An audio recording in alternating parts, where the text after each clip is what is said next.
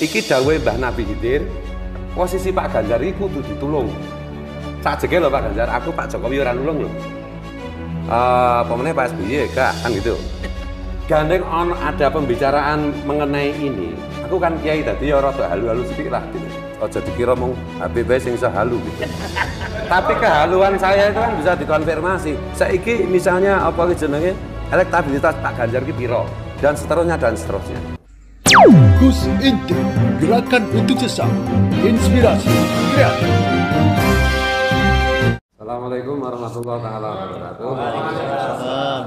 Bismillah, alhamdulillah, wassalatu wassalamu ala rasulillah wa ala alihi wa sahbihi wa mawalah. La haula wa la quwata illa billah. Amma ba'du. Jadi saya akan memulai dengan sesuatu yang pahit Mas Ganjar. Sebenarnya kan tadi sudah disampaikan Kiai Imad bahwa kita itu nggak mau ikut-ikutan politik. Karena waktu itu kita yakin Mas Ganjar itu jadi presiden. Ya. Masalahnya itu begini Mas Ganjar. Jadi saya cerita dikit ya latar belakang. Pada 2014 saya nggak dukung Pak Jokowi. Kenapa? Saya tahu Pak Jokowi akan menyakiti PDI. Itu saksinya mantan Bupati Bantul Mas Idham Samawi. Nah ketika menjadi presiden Mas Idham bilang, setelah Pak Jokowi nanti Mas Ganjar yang jadi presiden. Jadi Mas Idham itu ternyata dukung juga. Jadi Bicara Pak Idham. Pak Idham, setelah Pak Jokowi yang jadi presiden nanti Mas Ganjar. Makanya kita yakin aja. Ya memang sejak kemarin sih kita mendukung Mas Ganjar karena belum ada peristiwa apa itu pamanku dari MK segala macam itu. Dan hari ini dengan segala macam kita jujur aja nggak usah basa-basi lah. Oh Pak Ganjar presiden. Enggak, keadaannya ini Pak Ganjar bisa kalah. Jujur aja. Oleh karena itu saya mau dari Jogja seumur hidup saya nggak pernah mau mendatangi politisi. Tanya santri-santriku, nggak mau saya. Tapi karena ini Pak Ganjar bisa kalah, saya harus datang. Tanya Mas Imad, Kiai Imad, Pak Kusmogi, kemana-mana saya nggak pernah mau kan? Iya. Ini posisinya seperti ini. Jadi kita jangan hahaha, enggak. Kalau kita mau Pak Ganjar menang kita harus serius. Kita jangan, oh mudah-mudahan Pak Ganjar presiden, Pak Ganjar kosek. Satu, apa aku jenenge?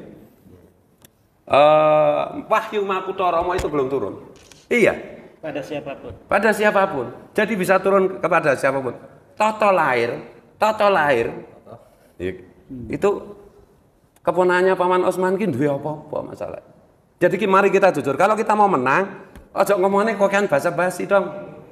Kita kepengen Pak Ganjar menang enggak? Kalau kepengen ya serius gitu. Ini malah saya sudah saya siapkan nanti jadwal Pak Ganjar kapan kalau bisa deklarasi di Pleret. Karena kita Wahyu Makutoromo turunin ning Pleret.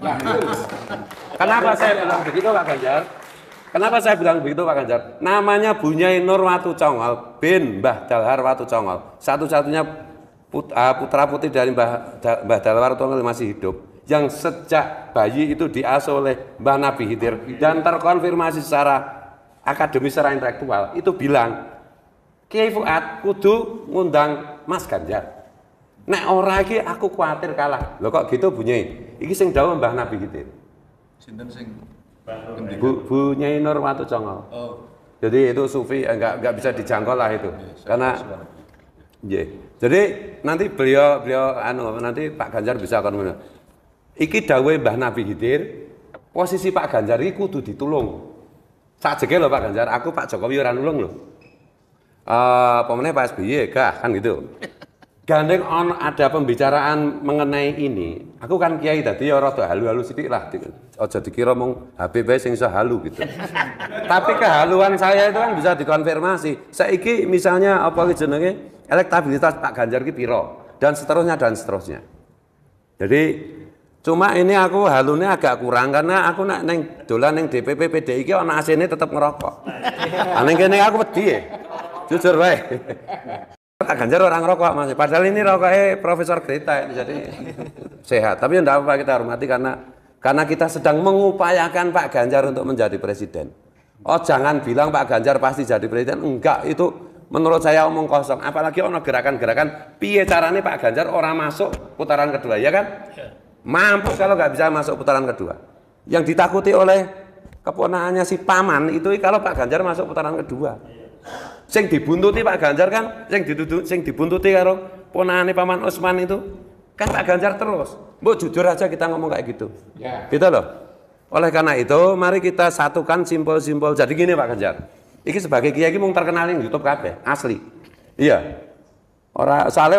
Kita itu bukan tipe yang tukang pidato neng pinggir jalan apa kiai ngamen itu enggak gitu. Kita bukan abdi dalam ocehan bukan.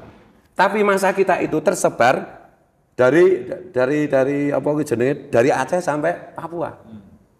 Dan ini kalau dikumpulin itu baru 3 minggu yang lalu tuh algoritma YouTube itu mengatakan bahwa topik nasab yang kita omongkan itu kalah karo topik pilpres. Iya Pak Ganjar.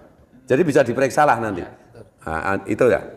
Jadi mari kita satukan. Jadi misalnya saya orang Jogja, belum tentu orang Jogja cocok dengan saya. Tapi orang Papua, orang Kalimantan, orang jenenge Sumatera cocok. Kiai Imat kini yang Banten ora patek terkenal.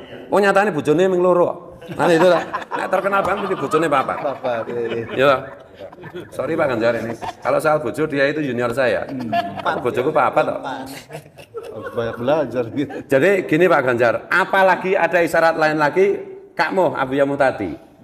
Jadi ibune Kak Moh itu kan bude saya. Kak Moh kayak orang tahu-tahu nih ngomong tentang pilpres macam-macam. Baru kali ini kan secara terang-terangan, Pak Ganjar belum datang, aku milih Ganjar. Ditekani ponakane si Paman, aku tetap milih Ganjar loh. Bagiku ada 2 orang yang bukan secara akademis saja konfirmasinya, tetapi secara mistis gitu ya. Ada yang laki-laki namanya Kak Moh tadi atau Abu Yamu tadi, kemudian ada Bu Nyai Nur dan sama-sama gelisah nek Pak Ganjar orang menang. Masa aku santri Kiai Junior orangnya wangi, ya kualat aku. Jadi gitu Pak Ganjar. Perkara nanti Pak Ganjar dadi presiden, ora sah tepung aku. Gitu loh. Wong aku ora penting gitu. Aku golek bojo meneh soal program.